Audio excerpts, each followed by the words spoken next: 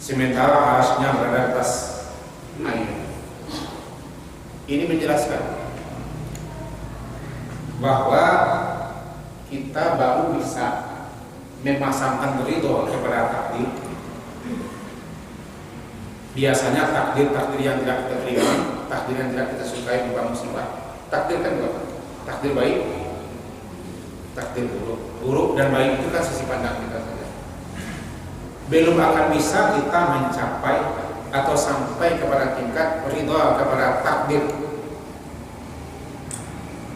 Dalam tanda kutip menerima sesuatu yang tidak kita ingin, musibah kah, gangguan kah, kesedihan kah, kemeraratan kah, kehilangan kah, gagal kah, tidak jadi kah, begini kah, begitu kah, kita belum akan bisa sampai kepada tingkat ridho kalau kita tidak mengimani adanya penulisan takdir dan semua yang akan berlaku di alam semesta ini jauh sebelum alam menciptakan 50. Kalau kita tidak meyakini sebagaimana kata Ubadah bin Samit tadi, siapa saja yang mati tidak dalam keyakinan seperti ini, dia tidak termasuk golongan ini. Maka jadilah dia. Bisakah kita ridha terhadap sesuatu yang menimpa kita? Yang menimpa kita itu hal-hal yang tidak kita senangi, hal-hal yang tidak kita ingini, hal-hal yang kita tidak mau menerimanya, tapi terjadi. Bisakah kita menerima dengan ridha? Bisa. Kalau keimanan kepada takdir itu yang rukunnya ada 4. Mengimani ilmu Allah yang menyangkal meliputi segala yang ada, baik sebelum, sedang, dan akan. Kedua, keimanan kepada pencatatan dan penulisan. Pencatatan dan penulisan. Dalam kata tidak ada yang luput daripada catatan-catatan, karena Allah telah menciptakan namanya kalam, dan kalam itu Allah suruh menulis apapun yang akan terjadi sampai kiamat. Tidak ada yang luput, tidak ada yang hilang. Dan pena sudah berhenti menulis, lembaran-lembaran sudah kering, semuanya sudah tertulis. Kita tidak tahu dan kita tidak diberikan. Baru kita tahu ketika telah terjadi.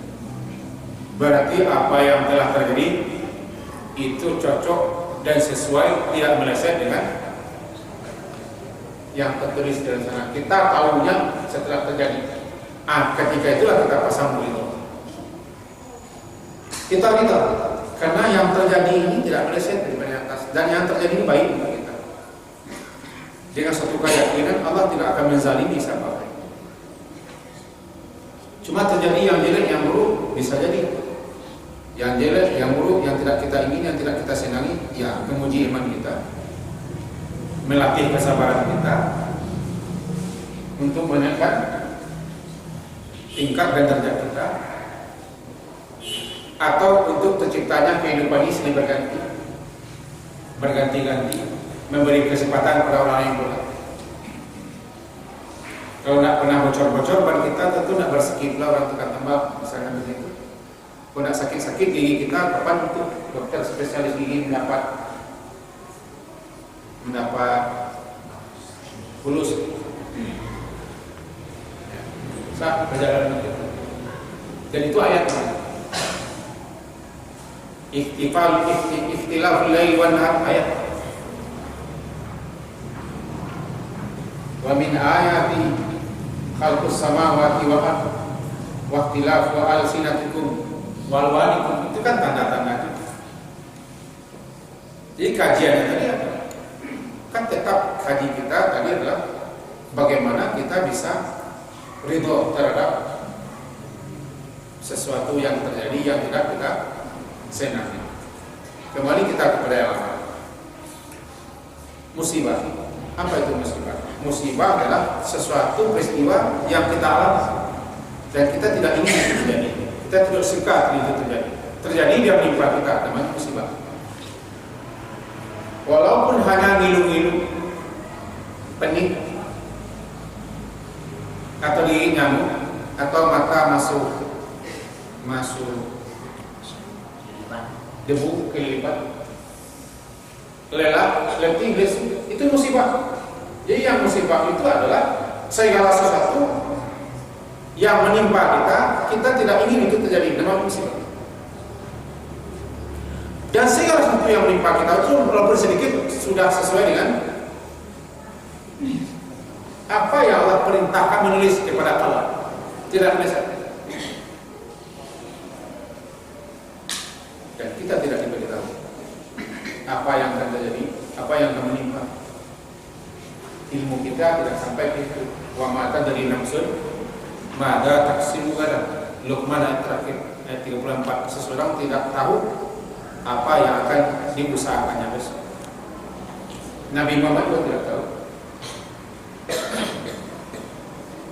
Di sini kita, nah, apa kaitannya dengan ayat yang kita baca? Ayat kita baca tadi apa?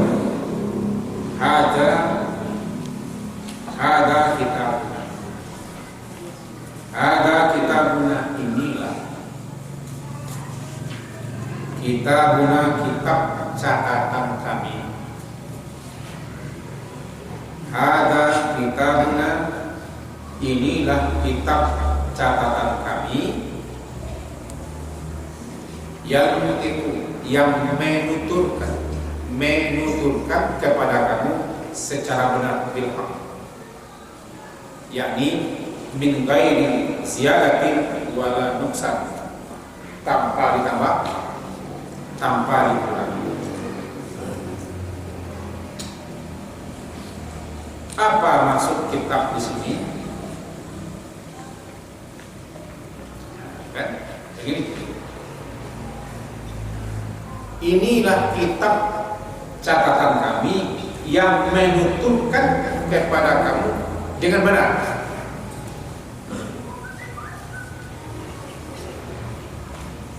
Kitab apa? Nah, kitab kan ada dua. Pertama, kitab yang ada di Lauh Mahfuz.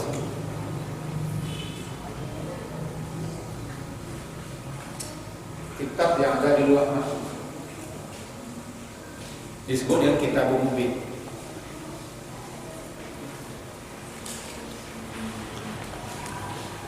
Kitab yang ada di Lauh Mahfuz adalah di situ ditulis segala sesuatu yang bakal terjadi di alam semesta sampai kiamat, sebagaimana yang telah kita jelaskan. Dan semuanya telah selesai, tidak ada tambahan, tidak ada kekurangan. Kitab yang kedua adalah kitab catatan malaikat. Yang malaikat spesial Allah tugaskan untuk mencatat apapun yang kita kerjakan. Nama malaikatnya Kiraman Katibin. Disebut juga nanti dengan Raqibun Atid. Atau ada juga mengatakan Hafazah, 3 gelar. Dikatakan Kiraman Katibin, Kiram artinya yang mulia, Katibin yang selalu menulis. Sampai malam ini dan menulis. Masing-masing kita punya catatan. Masing-masing kita punya catatan. Bukan kita yang mencatat, malaikat yang mencatat. Sepatah kata yang kita ucapkan dicatat. Ma yalfizu min qaulin illa ladaihi raqibun atid. Tidak sepatah kata pun yang diucapkan manusia menurut Ibnu Katsir, walaupun itu ucapan itu sekedar atau onde atau aduh atau Allah, kasih catatan. Namanya Katibin, selalu menulis. Atau Raqib Atid, Raqib pengawas, Atid hadir, digabung pengawas yang selalu hadir untuk menulis. Berhenti kita hidup, berhenti pula catatan.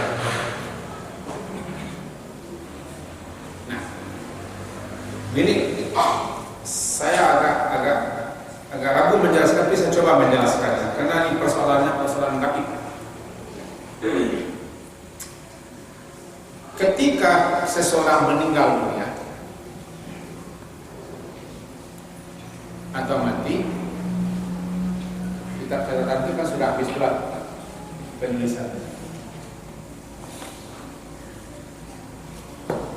Ada kitab catatan amalan-amalan baik dan ada pula kitab catatan amalan-amalan jelek. Tempat penyimpannya dua. Pertama Indiin, yang kedua Sijil.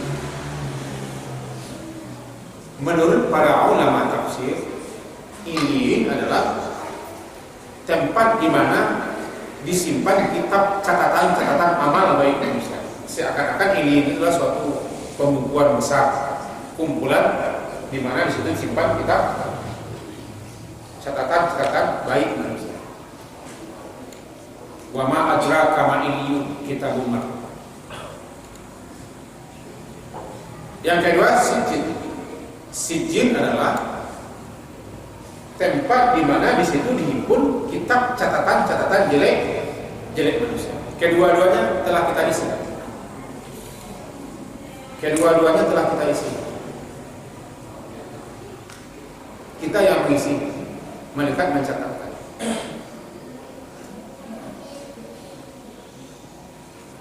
Dan tidak satu manusia pun yang kosong catatan keduanya.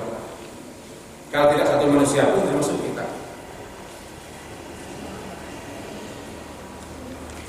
Cuma nanti ketika kita minta ampun, ketika kita minta maaf, ketika kita tobat, atau ketika malaikat memintakan ampun kepada Allah untuk kita, atau ketika orang lain memintakan ampun kepada Allah untuk kita dan lain, ini ada perubahan nanti. Nah, kembali kita tadi, kitab catatan itu tidak ada yang tidak diisi oleh malaikat, walaupun hanya sepatah kata. Tidak usah pula kita gambarkan kitabnya. Ilmu manusia saja sudah sampai ke sana sekarang, namanya memori atau chip. Sebesar itu sudah bisa menyimpan sekian banyak data.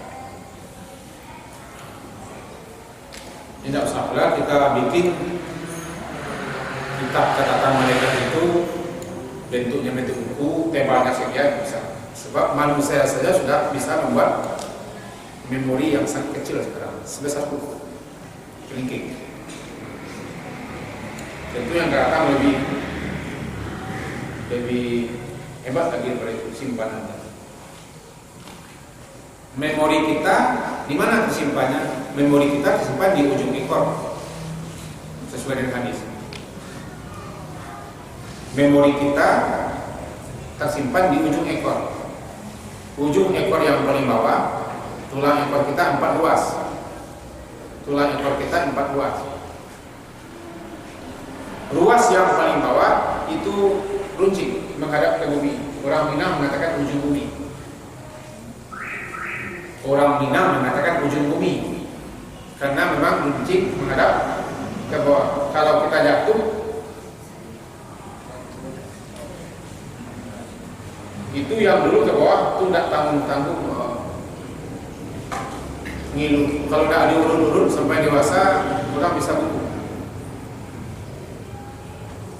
Nah, tulang yang paling bawah sekali itu ujung ajab namanya. Di situ tersimpan memori kita semua.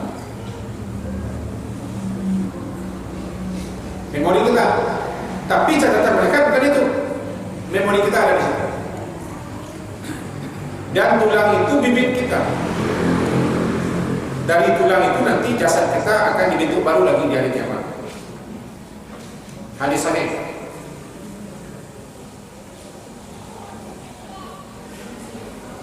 Dari itu nanti jasad baru kita ciptakan. Nah, kembali kita ke catatan. Ini catatan mereka setelah seseorang mati atau setelah kita ini mati, dan memang kita akan mati. dan tidak ada yang tidak akan mati, maka malaikat sudah selesai kerja. Lalu kitab catatan itu dikumpulkan. Kitab catatan malaikat itu ketika dicocokkan dengan kitab aslinya di Lauh Mahfuz, masing-masing kitab catatan kita kan ada di Lauh Mahfuz. Masing-masing catatan kita ini ada di Lauh Mahfuz aslinya. Maka ketika mereka melaporkan ke Dewan, ke penjaga kitab aslinya itu cocok, tidak sedikit pun meleset. Ini agak kesulitan saya menjelaskannya. Saya ulang lagi. Kalau ada yang mengacau kaji, nggak balik, nggak payah, nggak payah, bos ini payah sekarang. Tetapi ini sesuatu yang harus dijelaskan. Yang jarang-jarang tanggung kita mendengarkannya. Sebab jarang pula orang menerangkannya. Ada tapi jarang. Karena kajinya tidak langsung, tidak bisa dibawa lucu. Jadi saya agak hati-hati, sehingga saya catat sekian catatan dan saya bawa kitab. Nanti saya lagi mendengarkan.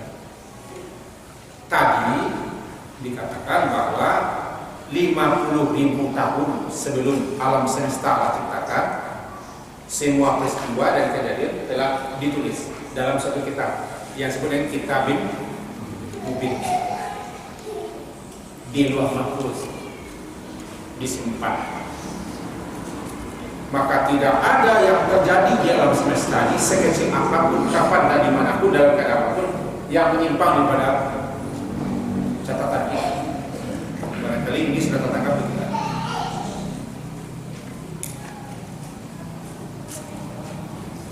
Termasuk tidak akan menimpa kita sedikit pun kalau tidak ada tertulis di dalam sana. Tidak ada tertulis dan tidak ada ketetapannya, tidak ada dicatat di alam sana, tidak akan menimpa kita, tidak akan menimpa kita. Walaupun hampir, maksudnya hampir, tidak. Sebaliknya, kalau itu akan menimpa kita, walaupun prediksi, dugaan, analisa manusia tidak menimpa kita, tapi kalau dalam catatan itu menimpa kita pasti menimpa. Begitu pasti catatan itu. Nah, ini namanya pembukuan alam.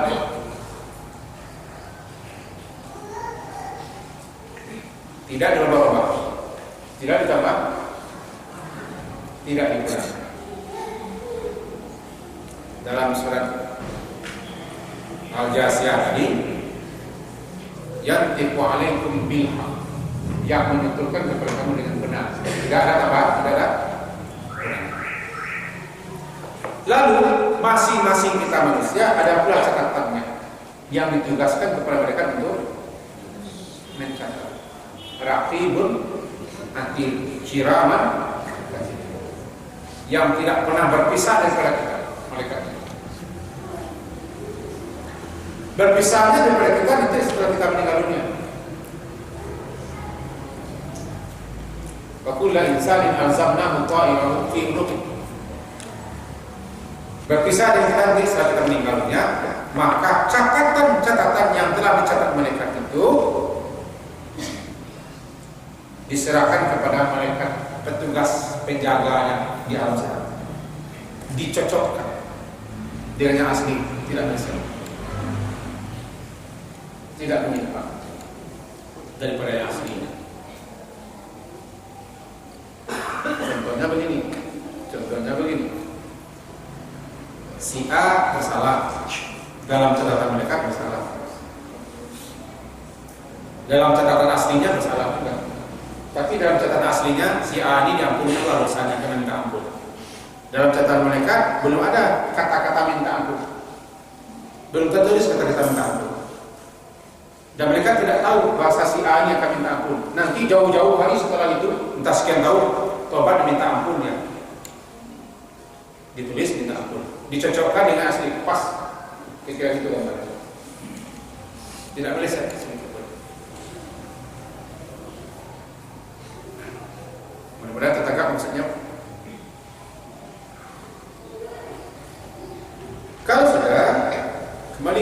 surah Al-Jasiyah tadi ayat 9. Ada kitabuna yantiqu alaikum bil haqq. Inilah kitab catatan kami yang menuturkan kepada kamu dengan benar, tidak ditambah, tidak dikurang. Lalu bunyinya, inna kunna nastansiku ma kuntum ta'mal. Sesungguhnya kami telah menyuruh nastansiku, mencatat apa yang telah kamu kerjakan. Ta'mal. Menurut para ulama tafsir menjelaskan bahwa kata-kata nastansiku asal katakan nasakh. Nasakh itu bermakna menulis. Hakikat daripada nasakh adalah memindahkan sesuatu daripada yang aslinya kepada yang lain. Memindahkan sesuatu daripada yang asli kepada yang lain. Jadi kalau begitu maknanya menurut bahasa Arab dan menurut orang Arab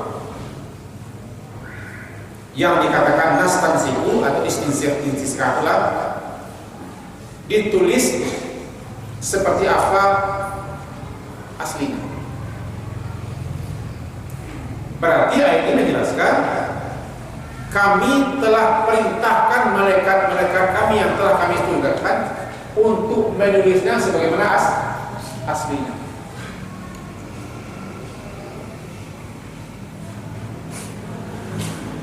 Dicocokkan lagi. Kalau bahasa kitanya di komputer namanya translate, apa namanya? Ditranslate, diinstal. Maka yang asli dalam catatan di Lauh Mahfuz sana dipindahkan kepada kitab catatan malaikat. Bertemu kedua-duanya, tidak berubah. Catatan malaikat, hasil kerja kita, hasil amal kita, hasil usaha kita, maka yang dicocokkan yang asli itu dimasukkan kepada yang catatan malaikat, tidak meleset sedikit. Itu yang bilhaq. Dari intinya apa? Intinya adalah bahwa kita bisa ridho, bisa menerima dengan senang hati apa yang terjadi pada diri kita, karena yang terjadi itu sudah sesuai dengan catatan di sana. Dan yang terjadi itu adalah yang terbaik, karena Allah telah putuskan yang terbaik bagi kita. Tetapi ilmu kita yang belum sampai ke sana. Bagaimana kita bisa iman kepada takdir? Dan kita ridha dengan takdir. Tingkatan pertama tadi harus mengimani ilmu Allah. Ilmu Allah menjangkau segala sesuatu. Yang kedua harus mengimani kitabah, adanya penulisan segala sesuatu. Yang ketiga adalah mengimani masyiah Allah, masyiah kehendak Allah. Masyiah itu kehendak Allah. Sya'a, yasha itu masyiah. Allah mempunyai kehendaknya, Allah mempunyai keinginan, iya, namanya masyiah.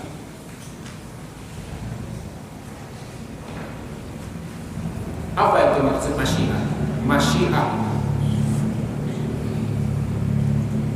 tingkatan yang ketiga ini maksudnya kehendak Allah secara umum yang mencakup seluruh makhluk. Tidak ada yang terjadi yang berlaku dalam kekuasaan Allah kecuali apa yang Allah kehendaki. Kita ulang. Tidak ada yang terjadi dalam wilayah kekuasaan Allah alam semesta ini kecuali terjadinya atas masyiah Allah, kehendak.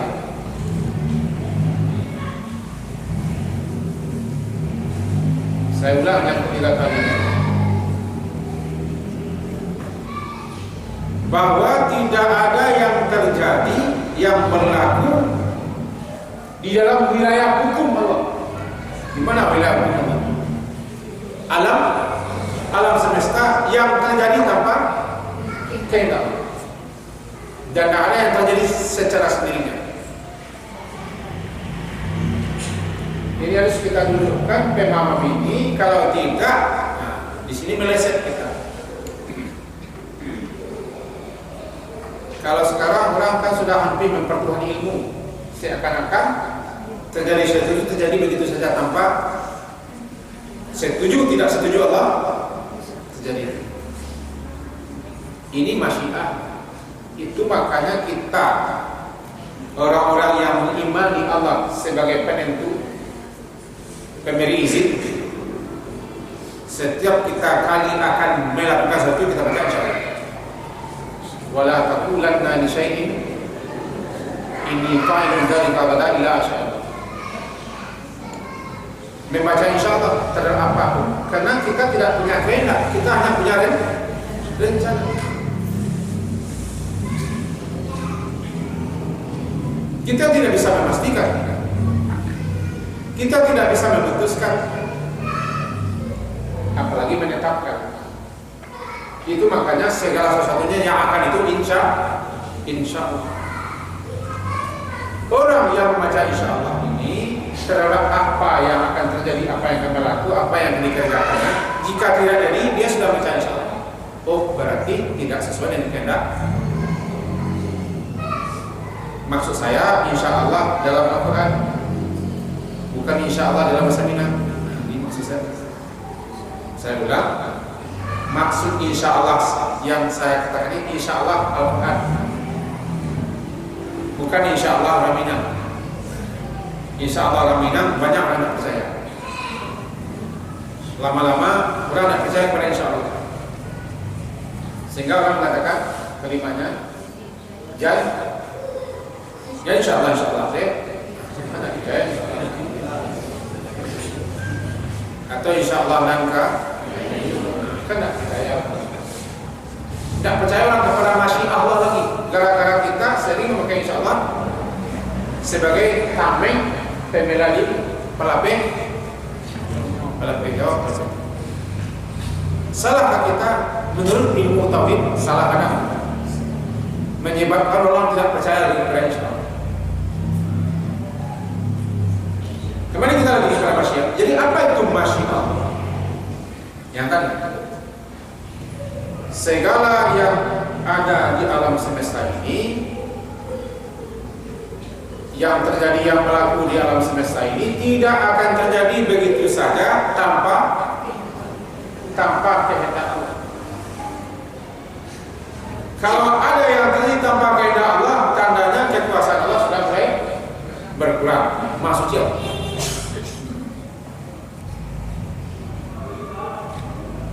Maksudnya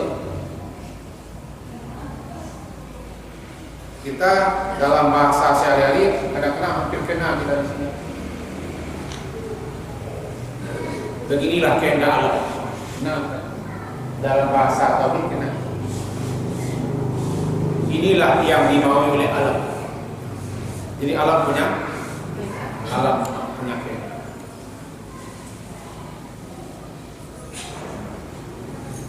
Itu yang pertama. Yang kedua, tidak ada yang terjadi di luar kehendak Allah. Yang terjadi